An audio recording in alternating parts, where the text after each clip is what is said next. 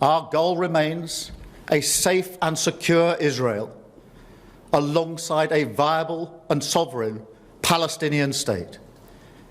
But right now, that goal is under pressure like never before.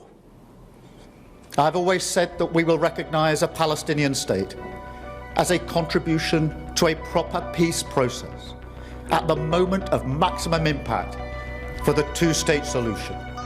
Inggris menyatakan siap mengakui Palestina sebagai negara berdaulat. Keputusan ini muncul di tengah meningkatnya tekanan global terhadap Israel dan memburuknya kondisi kemanusiaan di Gaza. Perdana Menteri Keir Starmer menegaskan bahwa saat ini adalah waktu yang tepat untuk memberikan pengakuan.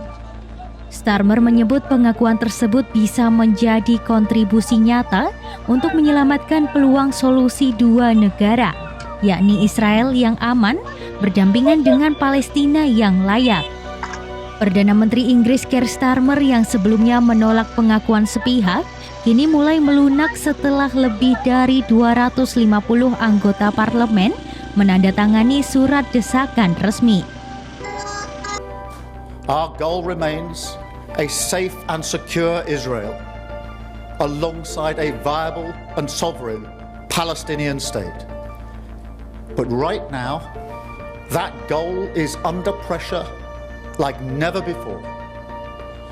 I've always said that we will recognize a Palestinian state as a contribution to a proper peace process at the moment of maximum impact for the two-state solution. With that solution now under threat, this is the moment to act. So today, as part of this process towards peace, I can confirm the UK will recognize the State of Palestine by the United Nations General Assembly in September, unless the Israeli government takes substantive steps to end the appalling situation in Gaza, agree to a ceasefire, and commit to a long-term sustainable peace, reviving the prospect of a two-state solution.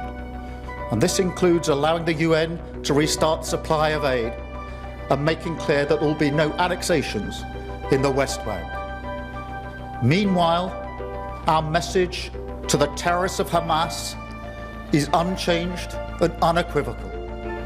They must immediately release all of the hostages, sign up to a ceasefire, disarm, and accept that they will play no part in the government of Gaza. Starmer menyebut pengakuan ini sebagai bagian dari rencana 8 poin bersama Jerman dan Prancis untuk menyelamatkan prospek solusi dua negara. Sementara itu, Prancis telah mengambil langkah lebih dahulu. Presiden Emmanuel Macron mengumumkan pengakuan resmi terhadap Palestina, menjadikan Prancis sebagai negara G7 pertama yang mengakui kedaulatan Palestina. Pengakuan terhadap Palestina berarti menerima entitas tersebut sebagai negara berdaulat sesuai hukum internasional.